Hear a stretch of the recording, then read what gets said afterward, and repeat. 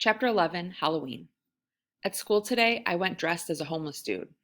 It was a pretty easy costume for me. There's not much difference between my good and bad clothes, so I pretty much look half homeless anyway. And Penelope went dressed as a homeless woman. Of course, she was the most beautiful homeless woman who ever lived. We made a cute couple. Of course, we weren't a couple at all, but I still found the need to comment on our common taste. Hey, I said, we have the same costume. I thought she was just going to sniff at me again, but she almost smiled. You have a good costume, Penelope said. You look really homeless. Thank you, I said. You look really cute. I'm not trying to be cute, she said. I'm wearing this to protest the treatment of homeless people in this country.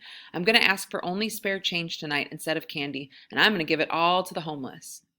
I didn't understand how wearing a Halloween costume could become a political statement, but I admired her commitment. I wanted her to admire my commitment too, so I lied. Well, I said, I'm wearing this to protest the treatment of homeless Native Americans in this country. Oh, she said. I guess that's pretty cool. Yeah, that spare change thing is a good idea. I think I might do that too. Of course, after school, I'd be trick-or-treating on the res, so I wouldn't collect as much spare change as Penelope would in Reardon. Hey, I said, why don't we pool our money tomorrow and send it together? We'd be able to give twice as much. Penelope stared at me. She studied me. I think she was trying to figure out if I was serious. Are you for real? She asked. Yes, I said. Well, okay, she said. It's a deal. Cool, I said. So later that night, I went out trick-or-treating on the res. It was a pretty stupid idea, I guess. I was probably too old to be trick-or-treating, even if I was asking for spare change for the homeless. Oh, plenty of people were happy to give me spare change, and more than a few of them gave me candy and spare change.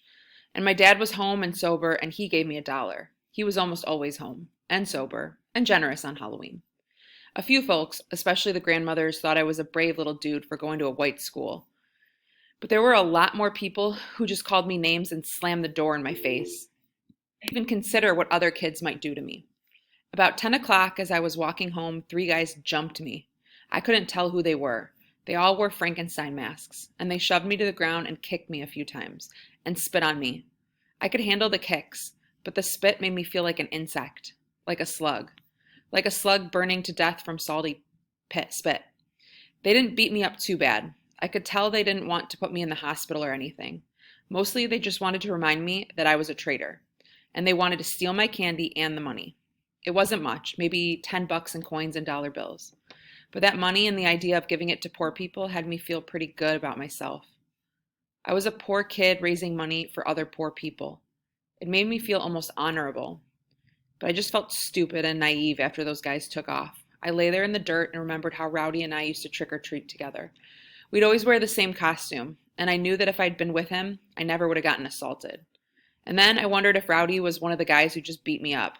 Damn, that would be awful. But I couldn't believe it. I wouldn't believe it. No matter how much he hated me, Rowdy would never hurt me that way. Never. At least, I hope he'd never hurt me. The next morning at school, I walked up to Penelope and showed her my empty hands. I'm sorry, I said. Sorry for what? She asked. I raised money last night, but then some guys attacked me and stole it. Oh my God, are you okay? Yeah, they just kicked me a few times. Oh my God, where did they kick you? I lifted up my shirt and showed her the bruises on my belly and ribs and back.